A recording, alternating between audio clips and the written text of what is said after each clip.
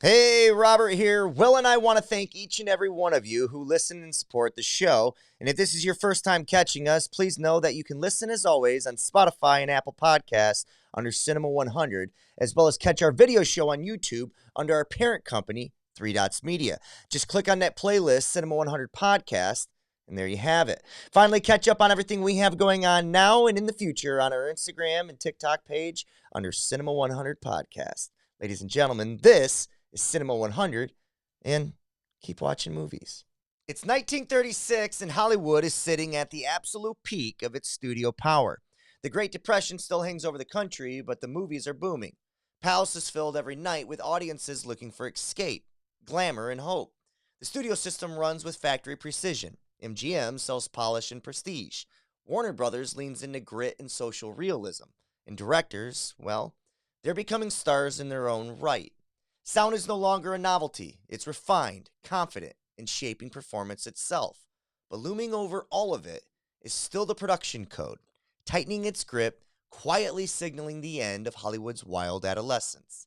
This is a year of confidence, even as all the rules change. Ladies and gentlemen, this is Cinema 100, and this is the 1936 draft. 10! I give it a 10! I give it a... Well, you get the idea. We're in the year 1936, Will, and what a great year it was, because that is the year that the great Melvin Benscooter was born. Yes, everybody, my grandfather, 1936 was the year in which he graced his presence with us on this earth, and he had 85 wonderful years. So, Will, I'm very excited to dive into films in which the year my grandfather was born. Now, I referenced Varsity Blues there at the beginning because this is year 10 on our journey thus far. So therefore, closing out our first decade on the show and introducing our 10th draft, which is hard to believe.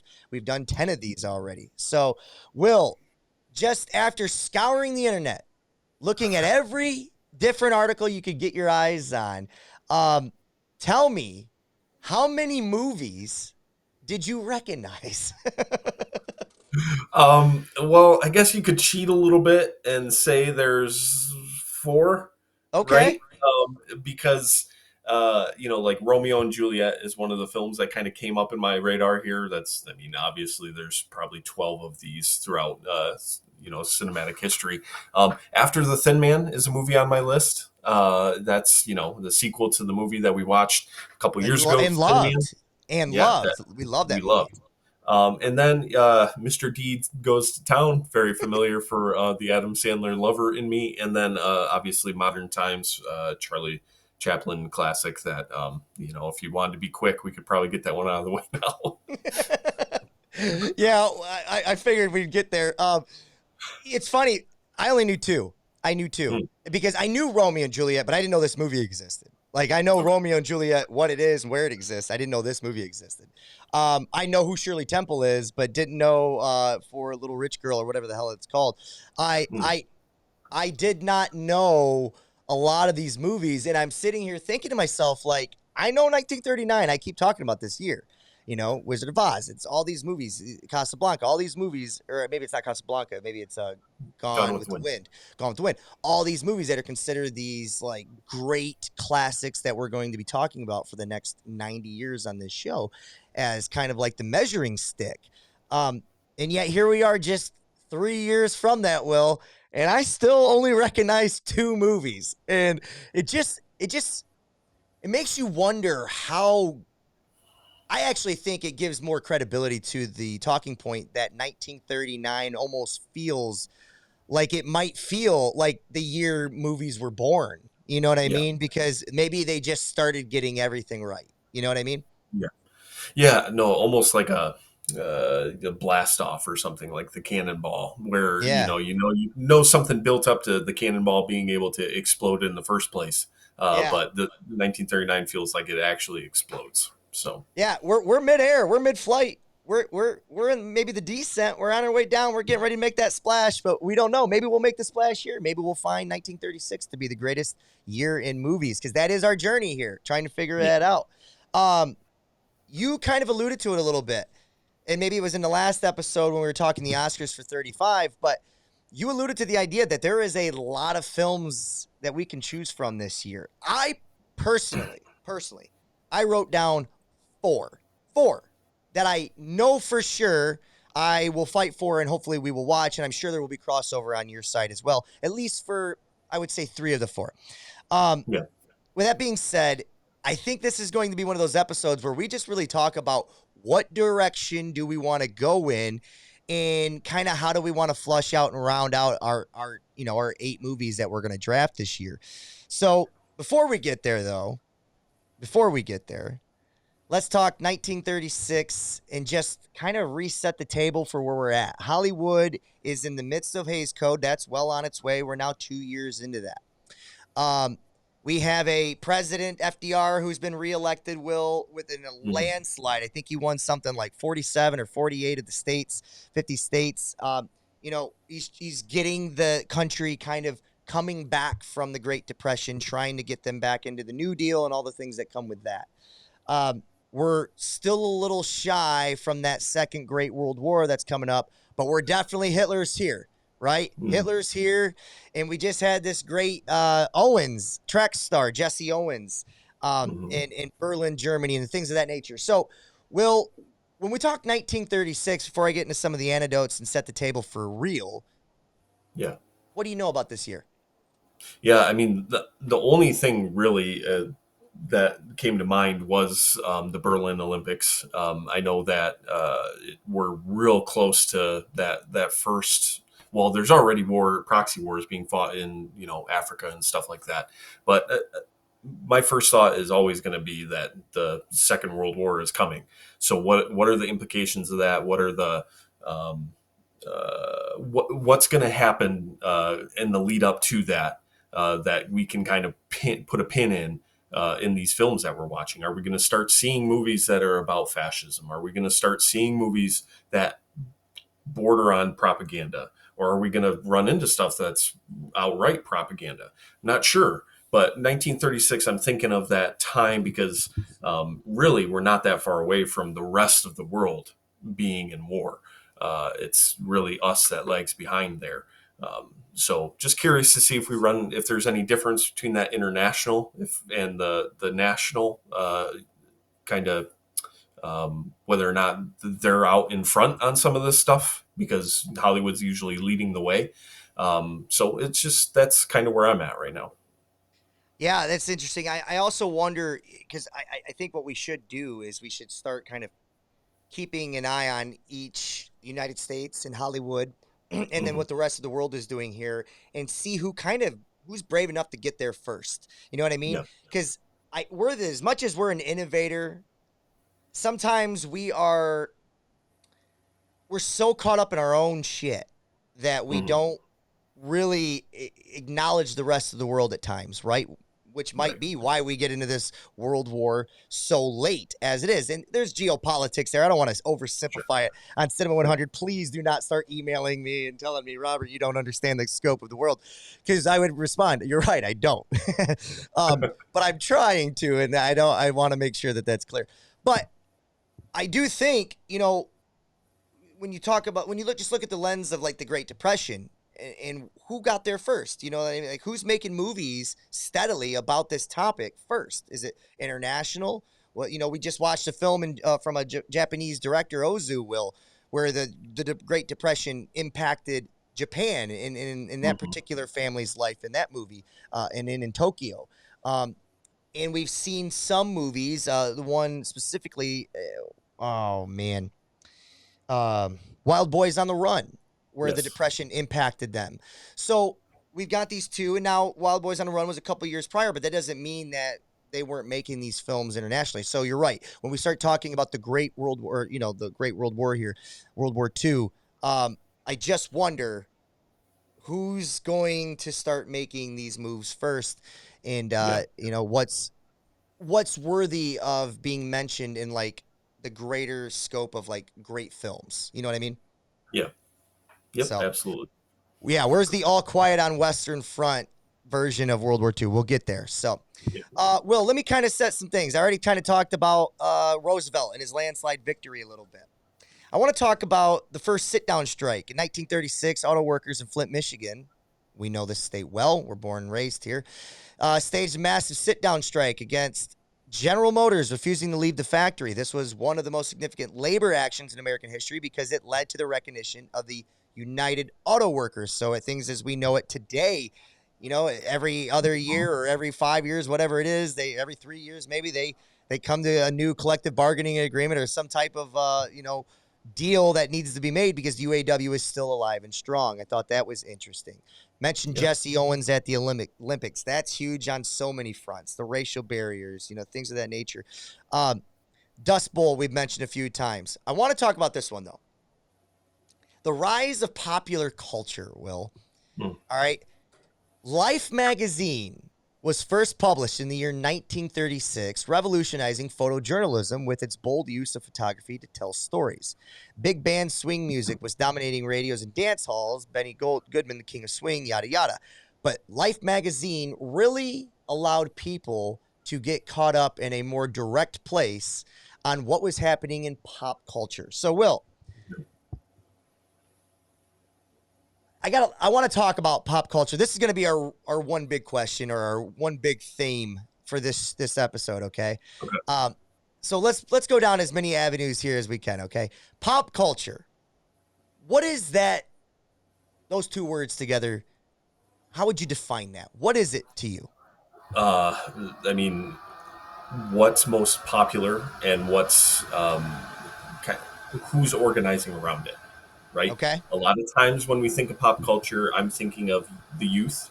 I'm Okay. thinking of, who's on the cutting edge, who's creating something new, because that always seems to be, pop culture gets like a sound, right? That kind of transcends time. It's always upbeat. It's always, fun. It's always the 1, 2, 3, 4. Like it's easy to follow along with. Yeah. But there's always people that are kind of out front of that, trying to find a new sound to fit that, the algorithm, right? So for pop culture, it's kind of basic, but not really, right? That's Yeah. kind of how I think of pop culture. Dude, it's such a moving thing, right? Mhm. And because it's a moving thing, it's like we can tell what the components are. We know what makes up pop culture, music, film, and art, and all this stuff, right?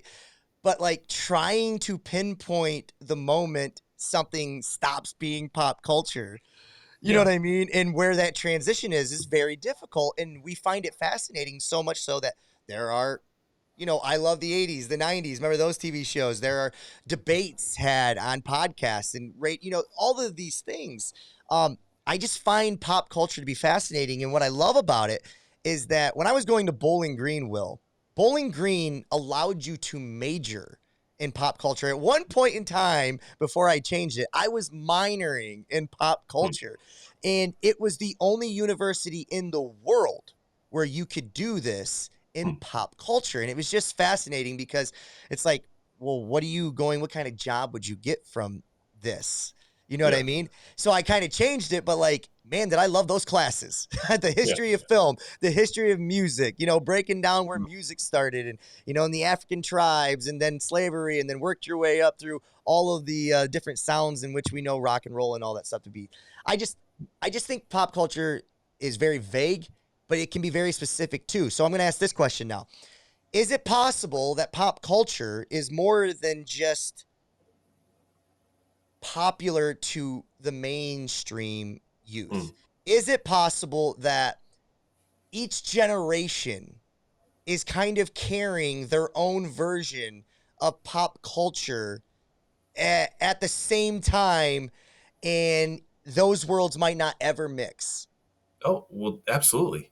Yeah. I mean, I think that just think about what our pop culture is. Like you and me, it's Usher, it's 50 Cent, it's the Yin Yang Twins, it's Chingy, right? It's these guys who defined our youth, that allowed us to enter the world and like be able to communicate with groups that we didn't, hang out with all the time. We spoke to each other in music. We spoke to each other in film. I mean, I remember, for Christ's sakes, I remember you taking drumsticks into drumline in whatever grade, ninth or 10th grade, and drumming on the, god, the goddamn railing. Like, there's pop culture but that when I think of pop culture, that's what I think about, because that's how I defined my pop culture, right? That was my pop culture. That was yours. Yeah. the, Yeah. the No, what go pop ahead. culture is for the ages after us and the ages before us, I mean, it's always going to be a little bit different. I think we get stuck in that kind of, we get stuck in that time a little bit, right? So pop culture, I think, can be many different things for many different people at the same time. But what's interesting about that, though, is at one point in time, we were the youth of America, right? So Yep. we felt like we were the thing that kind of gave energy to these pop culture, whatever, Mhm. that allows it to go into the next generation where it sticks with you. The interesting thing is that at what point, and this is probably different for all of us because, you become a family man and I become more busy with work or whatever it might be.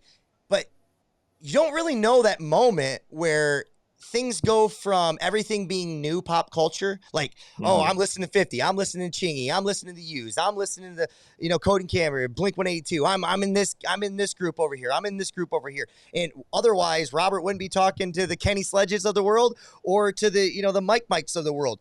But because we have all these things in common now and pop culture gives us that, we have something that we can share that is Mhm. greater than just race and all these top surface things. And it makes us a better, which is why I love art, right? It's the Sure. best of us. You know what I mean? But at what point do we become where all of our pop culture doesn't grow anymore? It becomes like the classics and we kind of Mhm. just it stops. We stop becoming the propulsion unit for those things, Yeah. and we now hear the stories of the next generation. When does that happen? Does that just come with maturity, age, and like lack of time to invest into this stuff, or lack maybe? Because my answer has always been this: I do not think I have any less of a passion for any of the things that I grew up on and love. Music. I mean, I'm going to Toronto to watch 21 Pilots here in a month. I paid a lot of money to see it because their music still talks to me and speaks to me. With that being Mhm. said, I feel like the thing that made my echo chamber of my love for them has Mhm. faded quicker now than it ever did before because I have a lack of audience for it to fall upon. Mm. That makes a lot of sense. Yeah, I think it's a complex question, because I do think that it has more to do with, um, I think it has less to do with age than it does with the person that's kind of committed to it, right? I For me, pop culture just, I kind of fell out of it because I started to get into things that I put my passion into other things, right? I very quickly in my late 20s threw myself into philosophy. I threw myself into political thought. I threw myself into trying to become a better thinker and a better writer and a more complete, being able to see like my old thoughts and my new thoughts, and trying to figure out like how I could make those transitions from the old thoughts to the new thoughts. So I think it really comes down to the person. How, you know, for me, thinking of going to a concert where I'm touching people now bugs me. Like, that doesn't sound like a good time. So for you, I'm happy, because it's to the person. What do you need from life? What do you need from your culture? If you need the pop in pop culture still, that's I don't want to deny anybody their thing. So I really think it comes down to the person, what they need, and how they move through life. Yeah, I don't necessarily need the pop and pop culture, but I do need the audience that comes with it because that's the thing I starve for, right? Where it's like, that's the thing we're missing these days. There's just too many options to watch anything, and there's not that Monday morning water cooler moment where we can share, and those still exist, but you have to work so hard now to find them, and it feels a little contrived and a little performative now in lack of like, hey man, you watch anything good? Yeah, I watched this TV show called Lost. It was pretty. You watched that, and then there's like a genuine excitement there. You Mhm. know, and now you got to find it. It's on Reddit groups and things like that. But it's like that face to face, that touching, that hey man, have you heard of this Steven Wilson Jr. character? This guy's good. You need to check this song out, and like they go and do, and then you guys go to a concert. I'm gonna say this to you. I think you just need to be reminded, buddy. You just got to Yeah. get in there, and sometimes rubbing shoulders with your common man ain't necessarily a bad thing. I get it though. It sounds sticky and hot and just gross. So Yep. I'll leave it to you, and I'll live vicariously, my friend. sounds good, buddy. Sounds good. I wanted to have that conversation because it just feels like it's just always there. And I do think America and Hollywood, it does feel like we are the epicenter of the world for pop culture, at least at one point in time, right? Yeah. I definitely think the rest of the world and through technology and all these things and content creators and all this stuff, I definitely think that there's multiple epicenters now. You know what I mean? Mhm. Like K-pop, like that's Yeah. such a big thing, not here, but there. And it's like, Yeah. that's pop culture where they are. So, I think that's fascinating. One last topic just to kind of put this thing to bed on this is I wanted to ask this question specifically to the art form. Okay. Cinema 100 is about movies. It's a podcast about films. At what point, because it don't feel that way anymore. Okay. Mm. At what point do you believe, what was peak time where film Mhm. felt like the most important pop culture kind of medium? You know what I mean? I think there was a time Yeah. and place where music was that. I would say the 50s and the 60s, music felt like it was in front. But like to me, there's this window, maybe after the 70s, 80s, 90s, maybe, I don't know. When did it feel like film specifically? And maybe when, in your thought, also add on when you think it kind of ended. Well, I think the 70s clearly is when it took over. I think the 70s, there was kind of maybe that's peak culture. I think a lot of people would argue that because that's when rock really exploded. I mean, and that's when films, a lot of people argue the 70s was the best um, decade for film. And I think film pretty much music becomes very varied in the 70s. You get a lot more styles, you get a lot more uh, variation from one genre to the next, and people kind of start to find their own niche, Spread right? out. Yeah, they Yeah, spread out. Yeah. yeah, and film kind of picks that torch up, and you still got your genres in film, but where do you have to go to watch the films? It's to the movie theater. So I think the 70s carry it right up until 2008 when Marvel killed cinema. So that's my honest opinion. Um, I am a little biased here. I actually agree with you. I think the launching point in when we get through the 70s, maybe I'll have a different opinion on 70s films. Um, but I think that's like the launching point, and I think we're on this ascension for a while. And I Yeah, think the 90s kind of just feel like this peak of everything. Peak yeah. music, TRLs on TV, peak Mhm. peak movies. People are renting movies. People are going to movies. You know what I mean? And then like birth of the internet for the first maybe 3, 4, 5 years into like early 2000s. But Mhm. you're right. 2008 feels like things just kind of ended. Um, Yeah, and where the peak is, that can be debated and shifted and moved, I'm sure. But like that's the time frame, right? 70s to 2008. So they had a nice, almost 40-year run.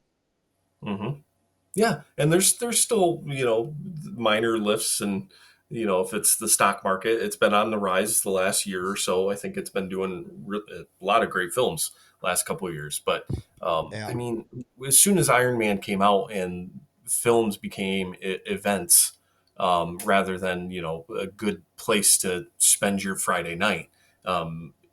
That it kind of I think that's when it started to fall off. Yeah. So I agree. I agree. Let's get to some fun anecdotes in Hollywood, and then we'll get to our draft, my friend. Couple things to note. Charlie Chaplin released a movie called Modern Times. We've talked about it. We almost drafted it in the first 60 seconds of this podcast. We pressed pause. We move on. This is Charlie Chaplin's last silent film, Will. Last mhm. one. However, there is this great moment in the movie where he sings some gibberish of a song. And we'll talk about that when we get to the nomination, but something I wanted to kind of tease with there. Shirley Temple, young little Shirley Temple, she saves Fox Studios. At just 8 years old, Shirley Temple becomes the number one highest paid actor on a weekly basis. She gets paid more on a weekly basis than any other actor because of the amount of films she's making and the box office that it's bringing in. So at just 8 years old, Shirley Temple was a top box office star in America, and her 1936 film Poor Little Rich Girl was another smash hit. The story goes that Fox Film Corporation, before merging with 20th Century Pictures, was financially on the ropes during the Depression, and Temple's films almost single-handedly kept the studio solvent. One thing that I'm sure you probably noticed, Will, is that this is like the explosion of screwball comedies this year. And we're going to have to kind of pick and choose which ones we're going to go with and see if we can't flush out a more balanced year. Because if not, we could pick 8 screwball comedies. There's so many this year. Did you see that many when you were doing the research? I saw them. I don't have a lot of them on my list, but. Oh, interesting. Okay, interesting. Yeah. We'll get to that.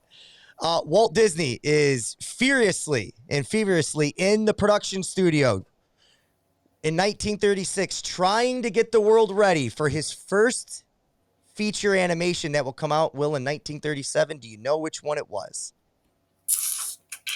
Snow White and the Seven Dwarfs. That is on its way. It's on his way 1 year out. And Will had already mentioned it, but Romeo and Juliet was an epic. The Academy Awards, this is the first year in 1936 that they introduced the supporting actor and actress category. And we mentioned Hays Code is in full swing. So, Will, what was going on in your mind when you were researching films in 1936, my friend? Let's get to the draft here. Yeah,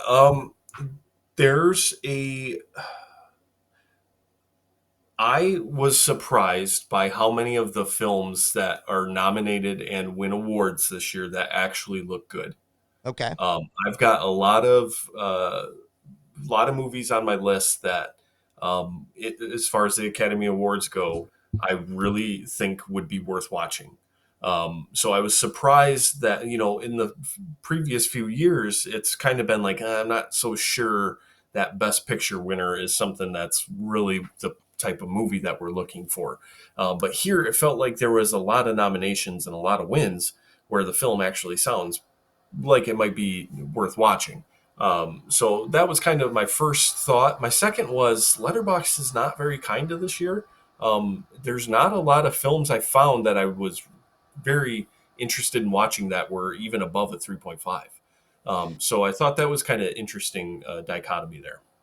Yeah, that's interesting. That's where I've had the most trouble, because I'm not going to lie. I lean on Letterboxd because it's just such a great tool, right? I mean, I love that it exists. It's when I was talking about having an audience and finding, being able to have a place to share things, Letterboxd really does scratches an itch for me. With that being said, we have Modern Times that is ranked at a 4.3, Will. We have a couple films that come in at second and third that are at 4.0, and then it drops to 3.9 drastically by the time you hit the fourth or fifth movie. There's such a gigantic gap between the first one and then all these other films. And that's why I'm like, wow, if all these other films, if everybody kind of has their own opinion on what's considered great this year, I feel like we're going to struggle when it comes to finding common ground with a wider audience. So if that's the case, we really need to kind of focus in on really what we just want to watch. Yeah. Yeah, I think so. Okay. Let's do this. I've got my list up. Like I said, I have 4 movies on here for sure that I hope that we watch or that we have some crossover on. Okay. With that being said, do we just want to draft Modern Times? Yeah. I think that one's an absolutely we have to watch. So we've got the first movie on the table here, not just on the table, but it's drafted. And I think it's important that we kind of tell everybody what the movie's about. So, Will, this movie obviously directed, written, produced, the whole nine stars, Charlie Chaplin. Um, we haven't seen Chaplin in 5 years. We haven't seen him since City Lights in 1931.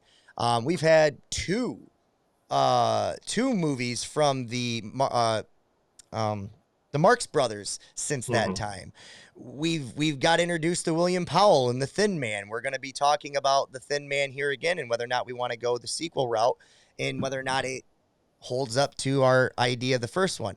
Um, but modern times, Will, as it says, he stands alone as the greatest entertainer of modern times. No one on earth can make you laugh as heartily or touch your heart as deeply. The whole world laughs, cries, and thrills to his priceless genius. They're talking about, however, Charlie Chaplin and the Tramp here. Um, Will, I've said this, I feel like a few times, Mm. but Modern Times is considered his masterpiece. Yeah. I thought City Lights, after Okay. watching it, was a masterclass of a performance, masterclass of a direction, masterclass of a movie. Yeah. I'm almost nervous to watch this movie. I'm not going to lie. Where are you Yeah. at with your expectations of it? They're high. It's like good example. Not well, maybe not like a apples for apples, but like when Scorsese's putting a film out, like you got to watch it. That's kind of how I feel right now. Of all of the films we've watched, all the directors, all the actors, he feels like the one that we have to watch when he comes up. So they're high. My expectations. So I'm going to ask you this question because, dude, that gave me goosebumps. I got this connection with Chaplin. I don't know what it is. Like I told you, early on when we watched the first one, The Circus, there's something Americana about him that makes me feel patriotic. I don't know how to explain that, and I think it has to do with my ties to pop culture. He feels like Hmm. something greater. Like you use the word transcending. He feels like he's that type of on that like small amount of people that have done that throughout time here. I'm excited for this movie. If he pulls this off, if Modern Times lives in our modern times Yeah. as this masterpiece and somehow supplants our idea of City Lights just because of how great this movie is, what does that then do for you for Charlie Chaplin? Like, does that move? What is that? I'll just leave it there as a vague question. What does it do for you if he's able to pull this off? Yeah, I mean, instantly in the pantheon, right? Like if you're talking top 10, I mean, he's already borderline top 10 directors, and we've only watched three of his films. So if he pulls that off, I mean, 4 for 4, I mean, puts him in like, for me, if you go and look at my letterbox, my director is Denis Villeneuve. Like, I think I have all of his films at 5 stars. I just love him. He speaks to me. If there's only a handful of people that can do that, then Charlie, if he keeps hitting them out of the park like this, he gets into that discussion for me as one of my favorites. 100%. 100%. Well, a bumbling tramp desires to build a home with a young woman, yet is thwarted time and time again by his lack of experience and habit of being in the wrong place at the wrong time. Been there, done that, my friend. Will and I have drafted as our first overall draft pick in the year 1936, Modern Times, comedy, dramedy, whatever way you want to look at Charlie Chaplin films, directed by Charlie Chaplin. Will, give me your official first nomination for this year's draft. I'm gonna go with Mr. Deeds Goes to Town. It you know, as much as the Adam Sandler film kind of lives in my memory because I've watched it a dozen times or so. This is directed by Frank Capra. And it's starring Gary Cooper and Jean Arthur, who we've seen before, but I'm blanking on what film we've seen her. And it's got 5 nominations, and I believe it wins Best Director for 1937. So, an unassuming greeting card poet from a small town in Vermont heads to New York City upon inheriting a massive fortune, and is immediately hounded by those who wish to take advantage of him. So, kind of right up my alley, honestly, about a good person trying to do good things but being hounded by people who aren't. I think I think it's going to be worthwhile watch. Yeah. So couple things. I don't think we've seen Jean No. Arthur yet. I don't believe we've come across her yet. I have a catalog of all the things, and I went and clicked on her name, and I didn't recognize a movie that we've seen. I didn't look at all of them though. She's been in a bunch. So maybe you can do that at another time. But Gary Cooper is in this movie, and he's on the up and up with me. I think maybe he's kind of found his stride, so we'll see if that continues over. But dude, you talked about Denis Villeneuve. As far as where we're at in this journey, Yes. you like how fast I said his last name so I could just get over it? Yes. That was great. Denis Villeneuve. Frank Capra is that for me so far on this journey. He is my favorite director of this journey so far. It is the second film I have on my list of movies that I want to watch. It is my first nomination outside of Modern Times. And I think if we feel this strongly for it, we should put it on there because I think we're going to have enough time to debate the rest of them. What do you think? Yeah, I agree. All right. 2 movies in, 2 movies drafted. Gary Cooper, do not disappoint me, my friend. Do not disappoint me. All right, Will, I'm going to throw one at you. All right. All right. I was kind of going back and forth because there is a lot of screwball comedies here. And I'm going to make a case of why we should watch this movie and not the one that I think that you want to watch. All right? Okay. So, I know Thin Man was your favorite movie of your favorite year. Mm-hmm. Is that correct? No, that was it happened one night. Oh, sorry, you're correct. Yep, you're right. I think it was your second choice. It was number 2. Yep, I agree. Thin Man was a 4.5 for me. It was great, and it had everything to do with Myrna Loy and William Powell, right? Yep. Okay. I want that movie to be in my head and love it forever. Okay. Now, we can debate this. We'll debate this. Yeah. With that, so here's where I think this is my pitch. He's in the movie. Oh, where'd it go? I just clicked on the wrong one. Sorry. He's in a movie called My Man Godfrey. Okay. Mm-hmm. It is considered on Letterboxd to be rated a little higher and a little higher on IMDb and a little higher on Ranker. And when I say a little, I mean like a little. It's not much. Yeah. Okay. But it does have a new first-time director, Gregory LaCava. We haven't watched this gentleman yet. And it has a first-time Carol Lombard. I don't think we've seen this lady yet either. But it does have starring William Powell. And I think William Powell is the thing we're chasing here. Now, I know the chemistry with him and Myrna Loy and everything, but they're both comedies. They both had that same type of feel to it. And this one made more money and just a little bit better than the sequel of The Thin Man. Now, with that being said, tell me that you put The Thin Man, the sequel, on your list, and we can have the conversation right now. Well, I have My Man Godfrey higher than After the Thin Man. Interesting. So, okay. I kind of had this circled as a potential. So I've got William Powell, and he's in 4 films this year. Dude, it's the year of William Powell. It's like, remember when we had Claudette Colbert? Yep. What year was that? 34? Yeah. Yep.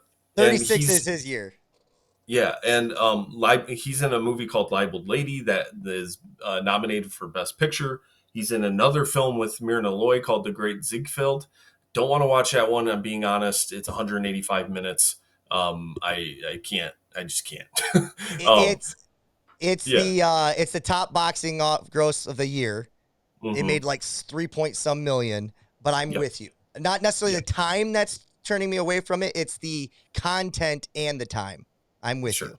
But I do think it's important that we acknowledge the highest grossing film of the year, Will. Yeah. Nope. That's fair. So why not just put these down as a pair and watch them as a double feature? What's that? Both this and the After the Thin Man one? After the Thin Man and My Man Godfrey. Well, here's why I'd like to let's package it together that way. Okay? Mm-hmm. Let's nominate it. I just think there's so many. I want to kind of see how this thing kind of works its way out. Because I we've got Mr. Deeds, which is, if I'm correct, is what's it categorized? Is it a comedy? I would imagine it's got that comedy, but I think thinking of it as a Capra film kind of would Yeah, encapsulate what type of film it is. a humanity film, right? Um, Yeah. yeah. Uh, I just want to see where let's kind of see where our nominations take us, and then we can kind of put it in, or if it doesn't fit. So right now on the table we have we have Modern Times that's been drafted. We have Mr. Deeds Goes to Town that's been drafted, and now Yep. what's being proposed here is After the Thin Man, which is directed by it's W.S. Van Dyke. So he brought this back himself. So this would be a repeat for Mhm. him. And Yep. also, we're doing it with the My Man Godfrey. So those two are on there. I'll get that right now, Will. If you Okay. want to tell us what your next nomination is. All right. I'll. So Fritz Lang directs a film this year called Fury, and it's his first English or first Hollywood film, and it gets nominated for writing. The tagline is: "When a wrongly accused prisoner barely survives a lynch mob attack and is presumed dead, he vindictively decides to fake his death and frame the mob for the supposed murder." So this feels kind of like a film that would fit um, what we're like the bigger picture of Cinema 100, where we're trying to kind of fit the theme of the films with also the time that they're taking place in, and kind of seeing how they still speak to us, 100 years later. So, and it's Fritz Lang. I feel like even if it's a middle tier Fritz Lang, it's probably one of the better films of the year. So I'll Totally throw it agree. out there. I told you I had 4 films that I wanted to see this year, and I thought we would agree on 3 of the 4. I did not think you would go with My Man Godfrey. It was good to hear that you had that on your list. Fury was the other one that I thought we would agree upon, and this was the third one on my list that I wanted to see, mainly because yes, it is a Lang film, and I want to see repeat directors because I like to see their growth. I also want to make sure that we are spreading it out and giving new talent the stage as well. Um, but because of this year, because of how it's touted this year, and because of where we're kind of shaping out early on with the comedies, this feels like it'd be a kind of a breath of fresh air. And this year, I'm right there with you. This was the last of the 4 for me that I had that I wanted to fight for, and it doesn't sound like I need to fight for it at all. So since we have these 3 for sure that we've presented Yep. right away with no hiccups, let's just Yep. draft it. Correct? Do it. Let's do it. Fury's on the board. Fritz Lang, he will be repeated again. I don't think we've watched a movie of his since M. Is that fair to say? Yeah, that's correct. All right, so this will be 5 years from that movie as well. So we're going to get a repeat of Chaplin and a repeat of Fritz Lang this year. Okay, And Capra.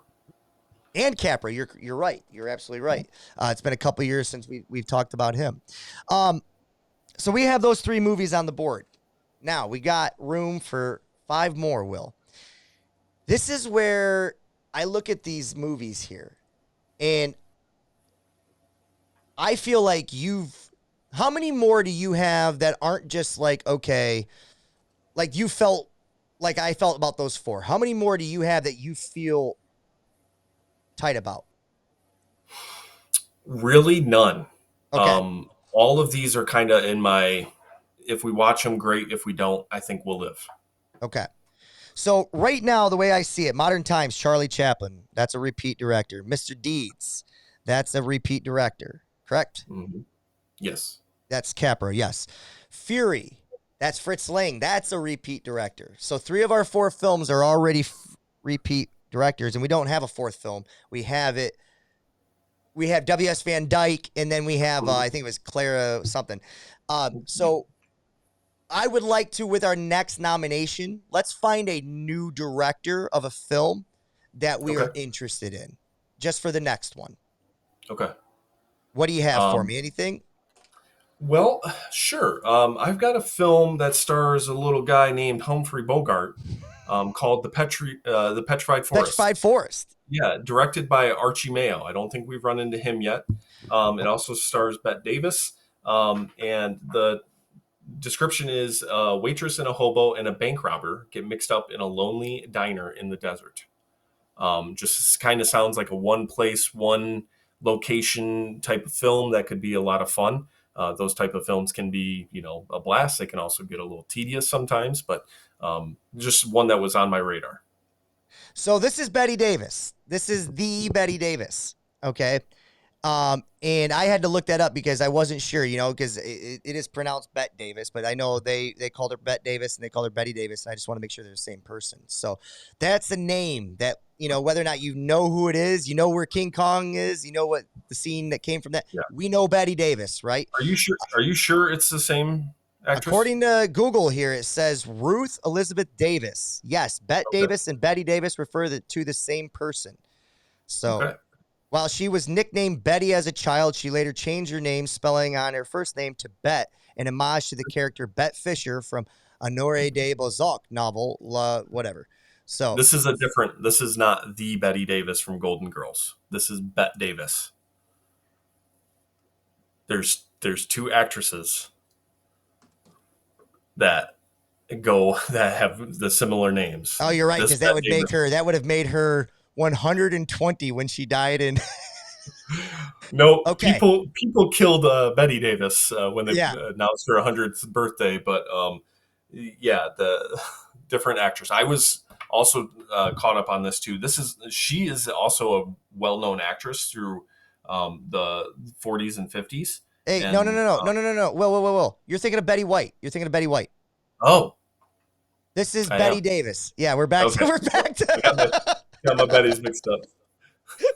Let's cut the last 2 minutes. yeah. I'm gonna note that. We'll fix that in post. Actually, What'd you say? I was just having you cut for a minute. Let's cut for a minute. Oh, okay. Sorry. We'll actually have to cut those last couple minutes, but no, actually, we'll leave them in there just because it's comedy. It's funny.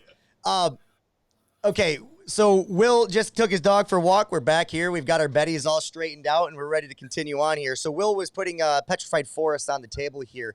Will, yes, I did some research on this. So this is going to be either you love it or hate it type of movie because of that setting, that one location, which they said this movie is based on a play, and it is directly almost from stage to screen is almost like word for word.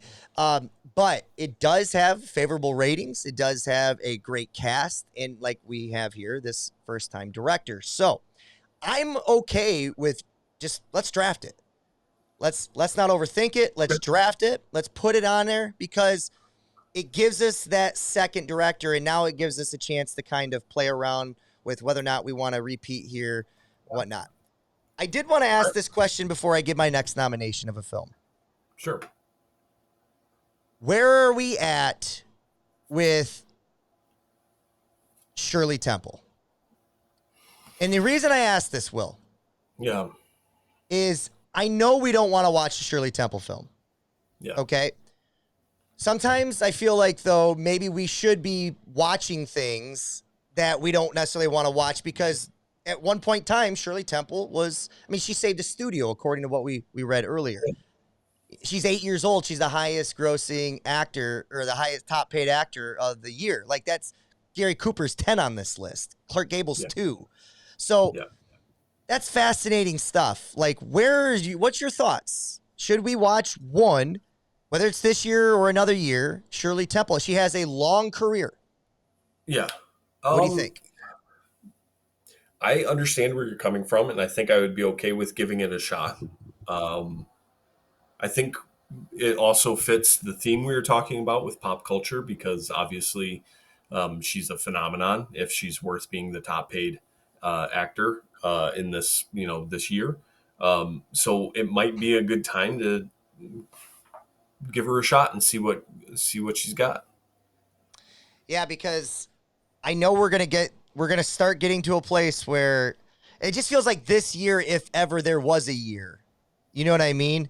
Yeah. Because I know there's other films on here that I'd rather take a stab at and see if it's, more enjoyable.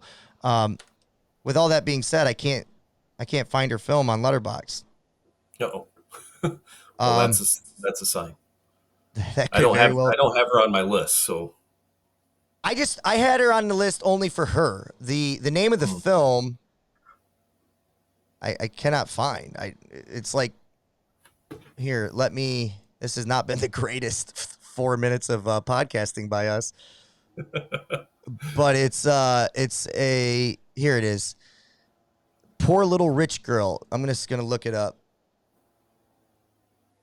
because the other thing is I know she made a lot of shorts too. Poor Little Rich Girl. yeah, 1936, Poor Little Rich Girl. You found it? Yep. How Daughter long of a is it? wealthy businessman becomes lost in the city while traveling to a new school and Okay. is taken in by a pair of down on their luck performers. It is 1 hour and 19 minutes. Okay, so it is a feature. Okay, and it's Yep. directed by Irving Cummings, which we've had before, um, Yes. in old Arizona. So Ah. there's a lot of signs not to take this film. Let's just nominate it. We Okay. we've talked about it. We'll nominate it. We'll come back to it. All right. The next movie though that I did want to talk about and see if it was something that was on your list at all Hmm. was the gentleman that wins Best Actor for this list. There's a movie out there called The Story of Louise Pasteur. It's a 1936 biographical film from Warner Brothers produced by Henry Blank, blah, blah, blah. But it stars Paul Mooney, who Yeah. wins Best Actor this year as the renowned scientist who developed major advances in microbiology, which revolutionized agriculture and medicine. Um, did you have this on your list at all? Yeah. Yep. This It's was number 6 on my list. okay. So it's up there. This was number 5 on mine. So we're kind of on the same page, I feel like here. Um, Yeah. let's just ask this. If we were to draft, we drafted Modern Times, Mr. Deeds, Fury, Petrified Forest, and then the story of Louise Pasteur, which is who's the director on this one? It is William Dieterle. Okay, wait. Dieterle? Yeah. Yep. William Dieterle is probably. Uh, Yeah. that would be our third new director. That would Hmm. be 5 films. And now we have 3 nominations that are on the table right here. Poor Little Rich Girl, After the Thin Man, and My Man Godfrey. Is there Hmm. anything like where else do we want to go here? Because I do think we've kind of rounded this out a little bit better now. Like I'm Yeah. a little more comfortable taking After the Thin Man and My Man Godfrey. Um, Hmm. I'm a little more comfortable doing that as a double feature, but like let's just keep having the conversation. Yeah. Where anything else in 1936 that we wanted to discuss? I have two other. Well, I mean, Swing Time is another Fred Astaire and Ginger Roger movie. I'm not tied to that necessarily. So there's really two other films. Romeo and Juliet, I think, would be an interesting watch. It's got Leslie Howard and Norma Shear and John Barrymore in it.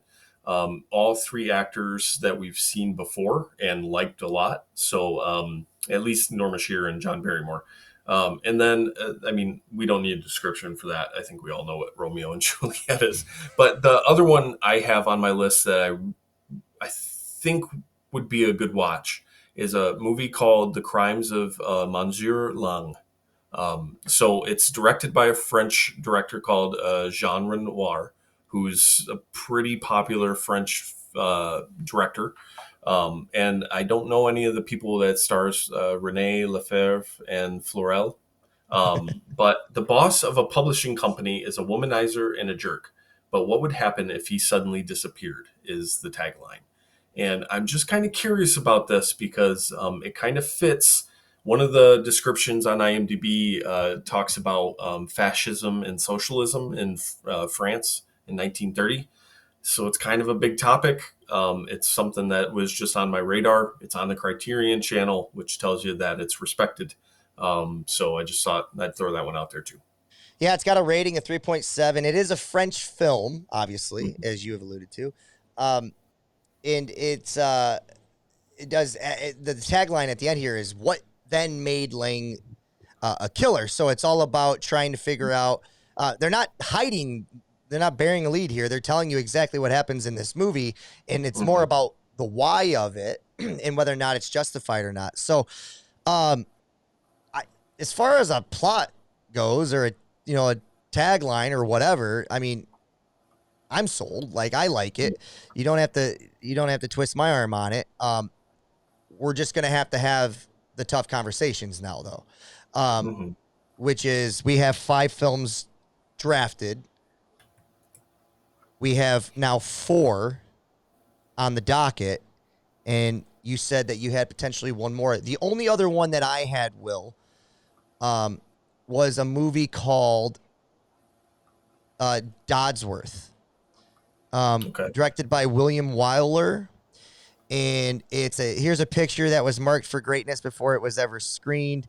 It's about a retired auto manufacturer and his wife take a long planned European vacation only to find that what they want are very different things from life. So it was just basically a romantic, like, supposed to be looked at as the most real movie of the year 1936. So Yeah. a little dry, maybe a little bit melancholy. I wasn't fighting very hard for it. I just thought it was worth being mentioned. Yeah. And the only other one that I think we should talk about, just because we said we would, is the follow up by Yasuhiro Ozu, the Japanese filmmaker, the Hmm. movie The Only Son, um, which is a silk factory worker is persuaded to support her son's education up to a college level despite their poverty. Many years later, she travels to Tokyo to visit her son. So it'd be interesting maybe to see what he does from a female protagonist perspective. But Yeah. again, I'm not saying I want to watch it. I just think as what we're doing, we needed to mention it, that Yeah. exists and that's out there for those that maybe want to draft their own list in 1936. So, Yeah. Yeah, and I was looking up Ozu a little bit, and they're on Letterboxd on popularity, film popularity. It's like number 9 or 10, so okay. also kind of far down the popularity list for his films as well. So I don't think it's necessarily something that we need to watch. That's interesting you just said that, because I usually, when you filter, what's the difference on Letterbox when it comes to popularity versus highest average rating? Because I usually filter highest average rating when I do this because I want Yeah, the highest rated movies to be in order. And when you yeah, do that, it's the second highest rated movie of the year. But right. what's the distinction between popularity and highest average rating? Yeah, it's the average rating is just whoever's rated it on Letterboxd. That's the average. Film popularity is how many people have watched it. So Oh, if okay. it's popular, the more popular it is, the more people have watched it. So maybe it's just more accessible. Could be the reason for that, or better known is would be another reason for that. Yeah, Okay. That's interesting. I'm gonna have to start doing that then, filtering it that way because I have not been doing that. So, I do um, both. yeah, I'm gonna. That's. I think it defaults to popularity, and I just always kind of just go right past it. So, interesting. Glad to know that. Maybe if you guys didn't know that, you learned something here on the show. So, okay, Will. Um, anything else worth talking about, or should we fill this list out? Uh, I think that's it for me. Yeah. Okay, so what that means is, for sure, we have Modern Times by Charlie Chaplin. We have Mr. Deeds Goes to Town, which is Frank Capra. We have Fury, which is directed by Fritz Lang. Those are 3 repeat directors. We have Petrified Forest. I think I said that right. Petrified, yeah. Mhm. Forest, which I did not write down the director this time. Um, and then we have The Story of Louise Pasteur, but I know those are both 2 new directors. So, Will, the 4 we have over here are Yep. My Man Godfrey, After the Thin Man. If we were to double feature them, that becomes 6 and 7. Okay. Hmm. Leaving 8 between the French film and Poor Little Rich Girl, Yeah. which is the Shirley Temple film. And I know I'm not giving you an easy choice here. So, because you're the one, I think I have 1, 2, 3, 4. I have 5 movies on here that I wanted to see. I'm going to let you make the choice. Okay. So which ones are we for sure watching? Are we for sure watching My Man Godfrey and After the Thin Man? That is correct. Yep. And we'll do Okay. that as a double feature, and we'll figure out the other double features off air here. Okay. Um, well, and then the Petrified Forest for sure. For sure. Yep, Okay. that was our second. I asked you to give me a first-time Yep. director that we haven't watched, and we just put it Yep. on the docket. Okay. So we have six. We have six. Well, we have seven. If we double feature My Man Godfrey and After the Thin Man. So I'll read them again. Modern Okay. Times. Mr. Deeds goes to town. Fury. Petrified Forest is 4. Story of Louise Pasteur, which is Paul Mooney's best actor. Mm-hmm. That's 5. 6 is My Man Godfrey. 7 is After the Thin Man by W.S. Van Dyke, leaving us one slot open for either Shirley Temple's Poor Little Rich Girl or Jean Renard's The Crime of Monsieur Lang. Um. Oh man, I'm gonna go with the Crimes of Monsieur Lang. Um, because I wanted to say it like that. No, it's got this genre noir is. I was reading a little bit about him before we got on, and it just sounds like he is a pretty well known director for cinephiles. So it might be. I think it might be a good watch for us. Kind of fits the theme of the podcast. Shirley Temple, she's rich, so she doesn't need us watching her film in 2025. Plus, she's going to be around a while. I do Yeah. think, like next year, we're going to be faced with it, right? Like, how Mhm. important is it to watch Snow White and the Seven Dwarfs, Disney's first animated feature film? I will make an argument that I think it's important to watch that film, Will. And I know we're going to get into these conversations like, Wizard of Oz is going to be an obvious, but we're going to get to these places where we've seen these films a billion times, and maybe it would be better suited for us to watch something else, but it wouldn't be better suited to the theme of the show, which is watch the best films of each year. So Yeah. maybe this Shirley Temple, Poor Little Rich Girl, maybe that's not her best film, and I'll make Yeah. it my mission between now and the next draft, Will, to find out what her best film is, and we'll make sure that we at least try to watch it that year. Is that fair? Yes. All All right. right. All right. Let me say them one more time, put them to bed, and then we will give you guys the list and what we're going to watch in what order off air. You'll have to pay attention to our social media to get that list. Will, Modern Times by Charles Chaplin. If I don't know a director, help me out, okay? Okay. Mr. Deeds Goes to Town by Frank Capra. We have Fury by Fritz Lang. We have Petrified Forest. And this is the one that I'm missing. I don't know. Oh, Archie right here. Mayo. Archie Mayo. Okay. Mm-hmm. We have Story of Louise Pasteur by William Dieterle. We have My Man Godfrey, which I believe this is going to be another first-time director for us, which is Gregory LaCava. Then we have After the Thin Man, which is W.S. Van Dyke. Very excited that we ended up drafting this one. I just wanted to make sure we gave the conversation to others. And then finally, Will, I'll let you say it one more time because you had so much fun saying it the last time. The Crimes of Monsieur Lang. Directed by Jean Renard. Those are our 8. We'll tell you our double features once we learn. And, Will, that's our 1936 draft, man. All right. Sounds good. I'm excited. It looks like All right. let's go for it. Let's go for it. We've got 8 films. We have stuck to this now for the last 3 or 4 seasons. You guys check it out. We'll watch films. We'll report back to you. Keep watching films. All right. We'll see you.